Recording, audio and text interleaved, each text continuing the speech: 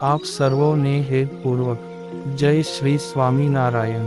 આજની સત્સંગ કથા વાર્તા નિજ મંદિર સાવરકુંડલા પવિત્ર ધનુર્માસ અંતર્ગત આજની સત્સંગ કથા વાર્તામાં આપણે શ્રીમદ સત્સંગી જીવનની કથા સાંભળશું। પ્રકરણ 4 અધ્યાય 11 1 ભગવાન શ્રી નારાયણ મુનિ કહે છે કે હે ભક્તજનો, તમારા સર્વેનું હિત કરનારું મારું વચન તમે સાંભળો। આવતીકાલે સાક્ષાત શ્રી કૃષ્ણ ભગવાનની જગ પ્રસિદ્ધ પ્રાગટ્ય તિથિ જન્માષ્ટમી છે। મારા આશ્રિત સર્વે ભક્તજનોએ તેનું વ્રત અવશ્ય કરવું, કારણ કે અમને જેવા શ્રી કૃષ્ણ ભગવાન વહાલા છે, તેવી જ તેમની જન્મતિથિ પણ વહાલી છે। તો હે ભક્તજનો, એમનો સમગ્ર વિધિ શાસ્ત્ર અનુસારે હું તમને કહું છું।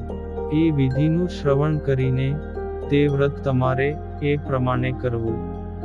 હે ભક્તજનો, સપ્તમીના વેદ રહિતની રોહિણી નક્ષત્ર ને બુધવારે યુક્ત અષ્ટમી હોય, તેમજ મધ્યરાત્રિએ પ્રાપ્ત હોય એવી અષ્ટમી તિથિ જન્માષ્ટમીના વ્રત માટે યોગ્ય મનાયેલી છે।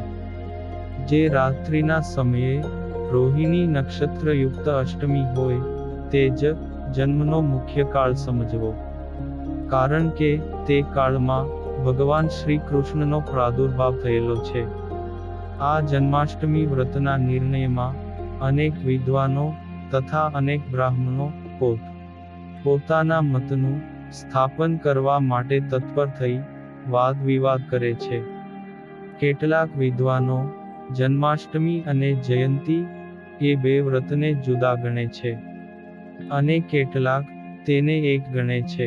ત્યારે વળી કેટલાક વિદ્વાનો જન્માષ્ટમીની રાત્રિને જ જયંતી કહે છે, અને કેટલાક અષ્ટમી અને રોહિણી નક્ષત્રના યોગને જ જયંતી કહે છે।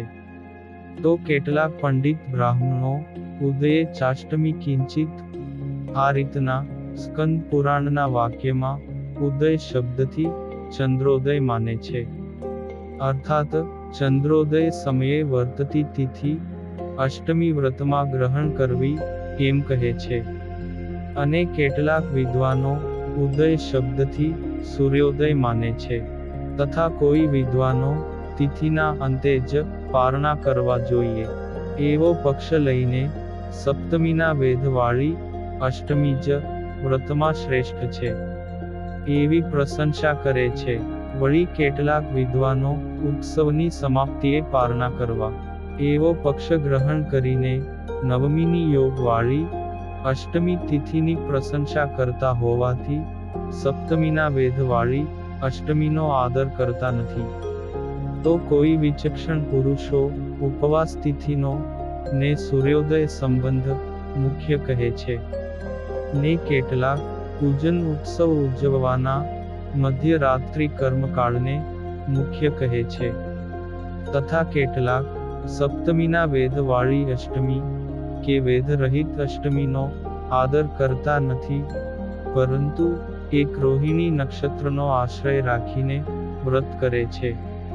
આ પ્રમાણે અનેક પ્રકારના વાદ વિવાદો આ જન્માષ્ટમી વ્રતમાં રહેલા છે।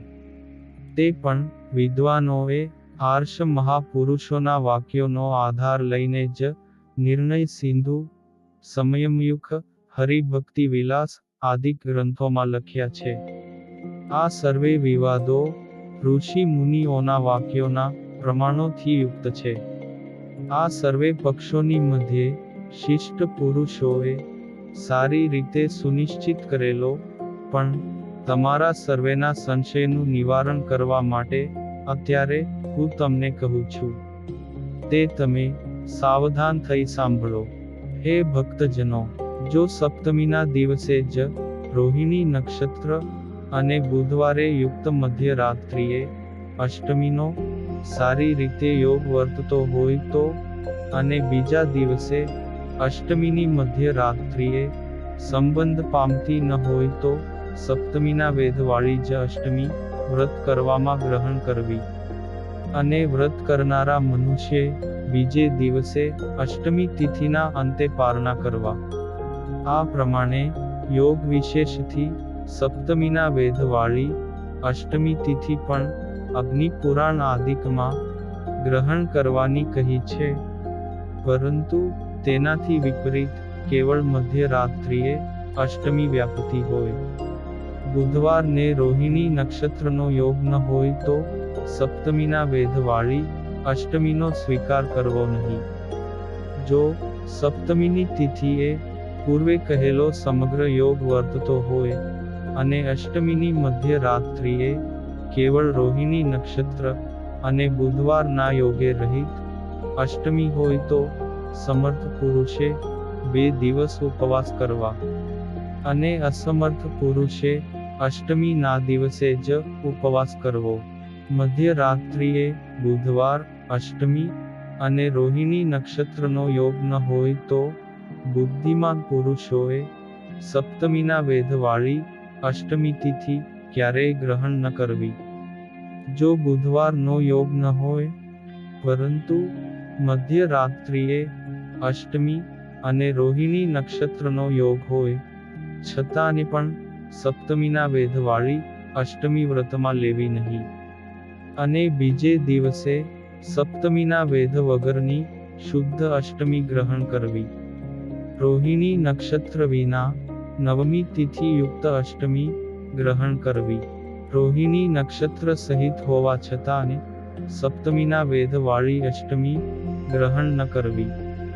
જો કૃષ્ણ પક્ષની અષ્ટમી તિથિ 2 ઘડી, 1 ઘડી કે પળ માત્ર વર્તતી હોય અને ત્યાર પછી નવમી તિથિનો યોગ થતો હોય તો નવમીના વેધવાળી અષ્ટમી વ્રતમાં સ્વીકારવી, પરંતુ સપ્તમીના 1 પળ માત્રના વેધવાળી અષ્ટમી વ્રતમાં ગ્રહણ ન કરવી.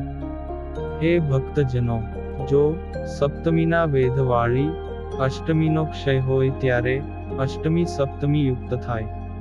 એ સમયે શ્રી કૃષ્ણ ભગવાનના પ્રાગટ્યનું વ્રત નવમી તિથિએ ગ્રહણ કરવું. જો શુદ્ધ અષ્ટમી તિથિની વૃદ્ધિ હોય અર્થાત પહેલી અષ્ટમી 60 ઘડીની પૂર્ણ હોય અને બીજે દિવસે સૂર્યોદય સમયે 1, 2 કે 3 ઘડી જેટલી અષ્ટમી હોય, પછી નવમી તિથિ બેસી જતી હોય છતાં પણ બીજા દિવસે નવમીના વેધવાળી અષ્ટમી તિથિનું વ્રત પ્રશંસનીય છે.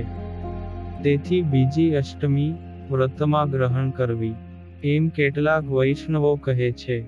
હે ભક્તજનો, ગોસ્વામી વિઠ્ઠલેશનો મત એવો છે કે જ્યારે 2 અષ્ટમી હોય ત્યારે પહેલી શુદ્ધ અષ્ટમીનો જન્મોત્સવ સમયે યોગ હોવાથી સમગ્ર દિવસ એની વ્યાપ્તિ હોવાથી પ્રથમ અષ્ટમી ગ્રહણ કરવી.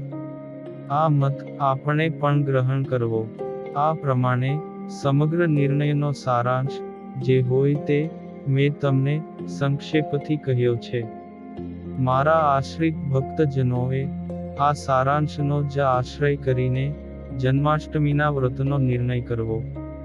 હે ભક્ત જનો, જન્માષ્ટમીનું વ્રત કરનારા પુરુષે સપ્તમીના દિવસે મિતાહારી રહેવું, જીતેન્દ્રિય થવું ને ભગવાન શ્રી કૃષ્ણનું ભજન કરતા કરતા શયન કરવું.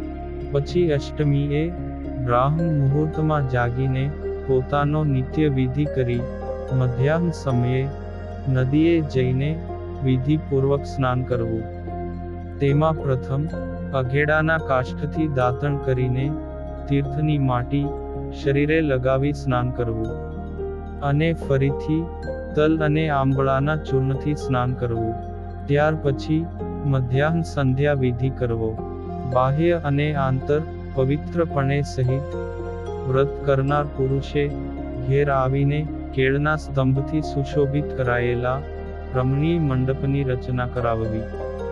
હે ભક્તજનો, અનેક પ્રકારના રંગીન વસ્ત્રો, પુષ્પો અને આમ્રપત્રોના તોરણોથી સુશોભિત કરી તે મંડપની મધ્યે વિવિધ રંગોથી રંગોળી પુરાવવી. તેમજ શ્વેત, પીળા, લાલ, લીલા અને વિવિધ રંગોથી યુક્ત વસ્ત્રો દ્વારા અને નૂતન કળશોથી મંડપને ચારેય તરફથી સુશોભિત કરવો તથા આસોપાલવ આદિક પત્રો, ફળ, દીવડાઓ અને વિવિધ ભાતના પુષ્પોની માળાથી મંડપને શણગારવો તથા ચંદન અને અગરબત્તીના ધૂપથી સુગંધીમાન કરવો. અને હવે પછીની કથા વાર્તા આપણે આગળના ભાગમાં સાંભળશું. અત્યારે આપ સર્વોને ભાવથી જય શ્રી સ્વામિનારાયણ.